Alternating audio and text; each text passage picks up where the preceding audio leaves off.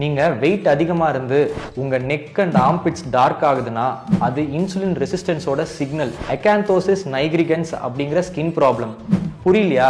வாங்க இன்னும் சிம்பிளா சொல்றேன். இன்சுலின் எதிர்ப்பு தன்மை இருக்கும்போது இன்சுலின் அதிகமா சுரக்கும். அது இன்சுலின் லைக் growth factor 1 அப்படிங்கிற ரெசெப்டர் மேல போய் உட்கார்ந்து உங்க ஸ்கின் திக்காகிற மாதிரி கெராட்டினோசைட்ஸ் அண்ட் தோல் கருப்பாக்குற மாதிரி மெலனின் பிக்மெண்ட்டை அதிகமா ப்ரொடியூஸ் பண்ண ஆரம்பிச்சிடும். இதனால தான் கழுத்துக்கு பின்னாடி கருப்பா இருக்கதை நோட்டீஸ் பண்ணிருப்பீங்க. இது இன்சுலின் ரெசிஸ்டன்ஸோட மார்க்கருங்க. இதுக்கு என்ன பண்ணணும் டாக்டர்னு கேட்டா வெயிட் லாஸ் தாங்க.